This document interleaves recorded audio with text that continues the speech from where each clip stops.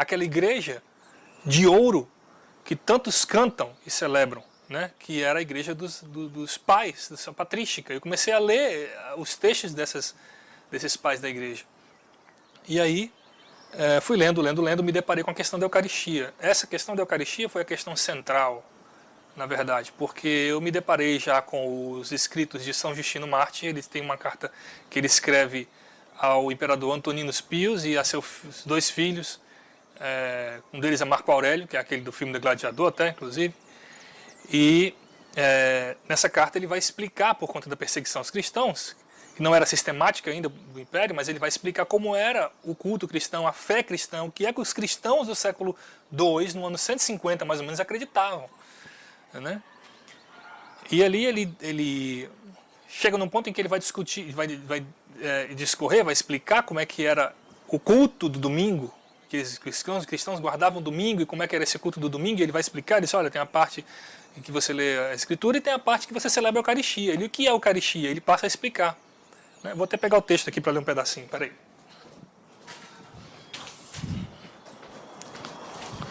Peguei. Então, vou ler uma parte da carta de São Justino Mártir, aliás, Mártir da fé cristã. Ele diz, sobre a Eucaristia, ele diz que é o momento em que você toma o corpo, o sangue, digamos, corpo e sangue de Cristo, né, que é o vinho e o pão. Então ele diz, escrevendo para o imperador, este alimento se chama entre nós Eucaristia. De fato não tomamos como pão comum ou bebida ordinária, que era o que eu fazia quando eu era evangélico. Tomava aquilo como bebida ordinária, como um pão comum. E ele diz aqui, não é isso.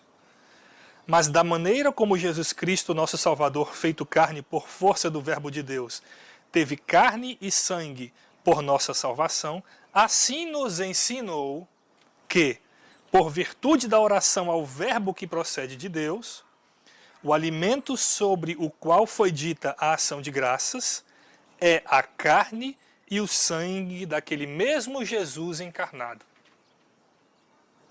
Né? Então, meu amigo, eu falei, diante disso aqui, não há como negar. Né? A igreja acredita que o pão se torna carne, que o vinho se torna sangue, desde o começo. Desde o começo. Né? Então essa é uma crença apostólica. E para mim isso foi uma coisa muito grave, porque não é mais pão, não é mais vinho. É o corpo daquele a quem, na igreja evangélica, eu aprendi a amar, que é Jesus Cristo. É o corpo dele e é seu sangue. Né? E não é só que aquilo se transforma em corpo e sangue de Cristo. Deus quer se unir a nós. E é por isso que nós comemos e bebemos o corpo e o sangue de Cristo. Então aquilo para mim foi uma coisa imensurável, não tinha como medir aquilo. Né? Foi um impacto muito grande que eu tive quando eu descobri que meu Jesus estava se fazendo corpo e sangue de novo e que queria ter uma união mística comigo mais uma vez. Né? Para que eu pudesse alcançar, assim, era Deus me dando degraus para que eu pudesse alcançar o céu.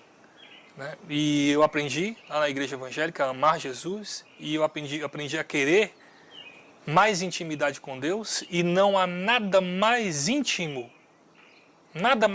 você não tem como imaginar nada mais íntimo do que cumprir aquilo que Jesus Cristo diz em João capítulo 6, que é comer o seu corpo e beber o seu sangue. Quando Jesus Cristo fala aquilo, todo mundo se escandaliza e as pessoas começam a deixá-lo. E ele nunca disse que aquilo é parábola. Ele nunca diz. Pelo contrário. Ele diz, e vocês também vão embora? Né? Para os apóstolos. Né? Então, poxa, aquilo para mim foi de uma grandiosidade enorme, da qual eu não pude mais nem me desvencilhar e nem ignorar. Quando você se depara com esse tipo de coisa, você não tem como ignorar isso. Não é mais um pão. Não é mais um vinho, suco de uva, não.